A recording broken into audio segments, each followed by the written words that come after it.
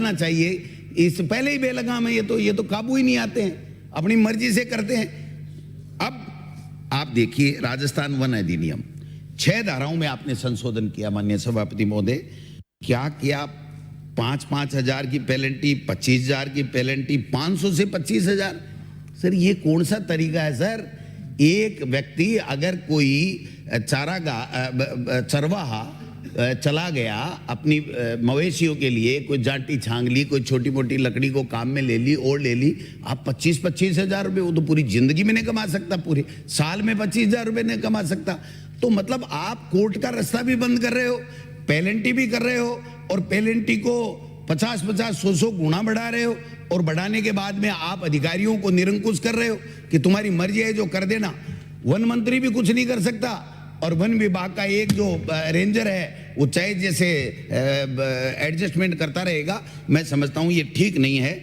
ये जो कंपाउंडिंग का जो आपने अधिकार दे दिया, इसमें कि ले दे के निपटा लेना, ये तो ऐसे ही ले दे के ही निपटाते हैं। और करते क्या है? कौन सी आपकी हमारी कितनी मानते हैं? ले दे के निपटाने में तो माहिर हैं।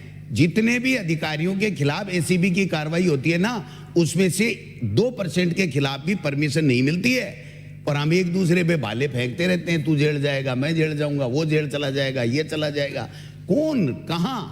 इनको जो निरंकुशता है इनकी अधिकारियों की, इसको कम करने के लिए ये हाउस के अंदर हमारे को डिस्कशन करना चाहिए और वैसे बिल पारित करनी चाहिए। ऊपर से आ गई पर्ची, करना ही करना है, अधिकारियों ने छाप दिया, दूसरे केंद्र के बिल को लेकर के कॉपी पेस्ट कर दिया, और हम यहाँ खड़ा खड़क करने लगे। सत्ता पक्ष के लोग भी इसके खिलाफ बोले हैं, फिर वापस लेंगे। ये प्रक्रिया ठीक नहीं है। तो राजस्थान वन अधिनियम की बात जो मैं निवेदन कर रहा हूं, ये एक तरीके से पूरी तरीके से ये शास्ति का जो लगा करके ब्यूरोक्रेसी पे जोड़ा गया है, नई धारा को जोड़ा गया है। पैसे जो शास्ति के बढ़ाए गए हैं, 500 से 25-25 हजार के बढ़ाए गए हैं, ये वन माफियाओं को वो देने के लिए बनाया गया है। अब आप देखिए सोलर वाले जाएंगे, बड़े बड़े उद्योगपति जाएंगे, माननीय सदस्य कह रहे थे, उनके क्या फर्क पड़ता है साहब? पैसे का तो कोई फर्क ही नहीं पड़ता। उनको तो ये होता है ना कि 1 महीने ये जेल के अंदर रहेगा, तब जाकर के उनके फर्क पड़ता है कि 1 महीने नहीं रहेगा। एक अमेरिका में केस चल रहा है एक बड़े उद्योगपति के, तो पूरी दिल्ली की सरकार हिली हुई है, वो उद्योगपति हिले हुए, नींद नहीं आ रही है, टेबलेट लेकर के नींद ले रहे हैं। तो जेल का डर अलग होता है। हमको लोग रोजाना कहते हैं जेल जाएगा, जेल जाएगा, हम नहीं डरते, वो अलग बात है। कोई डरता है वो अलग बात है। लेकिन मैं ये कहना चाहता हूं कि ये जुर्माना लगा करके, आप तो मंत्री जी, आप तो न बोलो तो अच्छा है, अपना पूरा हो जाए काम। अब आप देखिए राजस्थान अधिकृत टेनेंसी एक्ट में, अब आप देखिए धारा 86 में आप संशोधन कर रहे हो, आप पैसे बढ़ा रहे हो। जो सद्भाविक कृषक होगा वो भी अगर उसको थोड़ी बहुत घरेलू आवश्यकता के लिए भी अगर लकड़ी की आवश्यकता होगी, तो वो भी उन अधिकारियों की कोप भाजन में उसका शिकार हो जाएगा, और उसको भी कहेंगे पैसे दे दे भैया।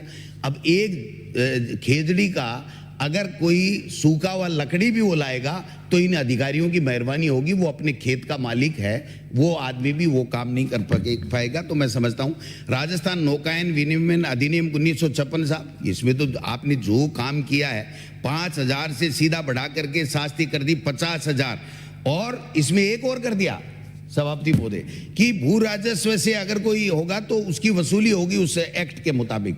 इसका मतलब ये होगा कि उसकी पैसे वसूलने के लिए उसकी जमीन कुड़क होगी। एक मल्लाह, एक रोजगार करने वाला आदमी, नौका से अपना जीवन यापन करता है, गरीब आदमी, अगर उसकी कुड़क हो जाएगी, एक तरफ तो आपके संकल्प पत्र में है कि किसान की जमीन को कुड़क नहीं करेंगे, चाहे कुछ भी हो जाए, किसान की भरपाई हम करेंगे, और एक तरफ आप छोटे से छोटा जो मजदूर है, एक नौका चला करके अपना परिवार का पेट पालता है, उसके लिए भी आपने भू राजस्व कानून के तहत कार्रवाई करने की बात कही है। तो ये बड़ी, इसमें भी क्या होता है सभापति महोदय कि एक बड़े ग्रुप होते हैं और एक छोटा आदमी होता है जो इंडिविजुअल नौका लेकर के अपना काम करता है। बड़े ग्रुप के तो आप वही पैसा उसके लिए पेनल्टी है, वही पैसा हमारे लिए गरीब के लिए पेनल्टी है, जबकि ये जो होना चाहिए ये उसके जो टर्नओवर है उसके आधार के ऊपर होना चाहिए। बड़े लोगों के खिलाफ बड़े कानून, बड़ी सजा होनी चाहिए, और छोटे लोगों के लिए छोटी पेनल्टी होनी चाहिए। ये तो समझ में आता है, लेकिन सबको एक बाट से तोल दिया। तो मैं समझता हूं कि जो नाज तोलते हैं उसी से सोना थोड़ी तोला जाता है, सोने का तो अलग होता है क्योंकि उसकी भाव अलग होती है। तो सोने और लोहे में जो फर्क है वो फर्क भी आपको करना चाहिए। मैं समझता हूं कि राजस्थान भंडारण अधिनियम 1958, इसमें भी साहब ये जो वेयर हाउस होते हैं ये बड़े बड़े उद्योगपतियों के होते हैं। अब बड़े बड़े उद्योगपतियों के लिए भी वही कानून आपने कर दिया और 50,000 रुपये 1,000 रुपये से लेकर के धारा 32 में आप प्रतिस्थापित करके कर रहे हो। आप इस तरीके से कैसे कर सकते हो, चाहे जैसे मर्जी है। लेकिन मैं ये कहना चाहता हूं कि ये पर्ची आ गई, आपकी मजबूरी होगी, लेकिन हमारी मजबूरी नहीं है। भारतीय जनता पार्टी की सरकार की मजबूरी हो सकती है, लेकिन हम जो जनप्रतिनिधि जनता के द्वारा चुन करके आए, जनता की आवाज विपक्ष के रूप में बोलना चाहते हैं, उनकी कोई मजबूरी नहीं है। हम हमारी बात कहेंगे और हम कोशिश करेंगे कि इस तरीके से नहीं हो। राजस्थान भंडारण का आपको मैंने बता ही दिया है सर।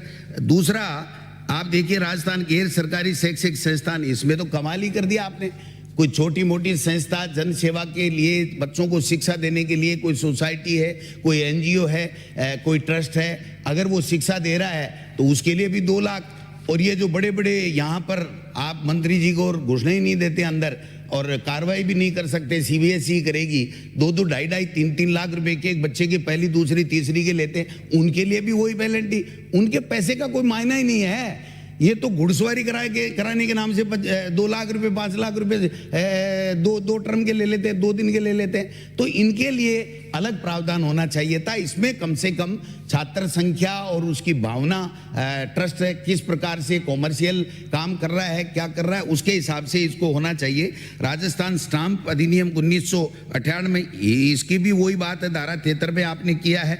और उद्योग, राजस्थान राज्य जो है सहायता उद्योग अधिनियम 1961 औद्योगिक विकास के लिए, ये भी इंस्पेक्टर राज कायम कर दिया आपने। तो एमएसएमई, छोटे जो उद्योग लगाने वाले लोग हैं, एक तरफ तो हम कहते हैं कि उनको हम सुविधाएं देंगे और सुविधा देकर के वो अपना स्टार्टअप शुरू कर पाएंगे, और एक अडानी अंबानी जैसे बड़े उद्योगपति, तो आप उन सब के लिए एक ही कानून लेकर के आ रहे हो, एक ही शास्ति लेकर के आ रहे हो।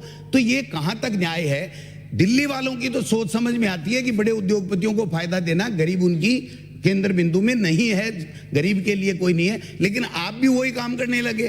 तो इतना तो कम से कम विवेक इस्तेमाल करना चाहिए कि बड़े उद्योगपतियों के लिए किस तरीके की बात होनी चाहिए और छोटे लोगों के लिए किस तरीके की। राजस्थान विद्युत शुल्क अधिनियम 1962 साहब, ये तो आपने जोरदार काम कर दिया। मतलब वही तो परिवादी होगा, वही फैसला करेगा, वही जज होगा, सब कुछ उसी के भरोसे छोड़ दिया। वैसे ही इनसे तो किसान परेशान है, और आपने फिर कर करके उसको कर दिया कि 25,000 50,000, पता नहीं इतने इतने पैसे कहाँ से किसान लाएंगे। गरीब अगर किसी ने छोटा मोटा लट्टू भी चास लिया और उसके अगर कोई बात है, पहले तो कोर्ट में जाकर के वो अपनी फरियाद तो कर सकता था। सर कोर्ट नहीं होगा ना तो ये लोकतंत्र ही खत्म हो जाएगा। मैं आपको बता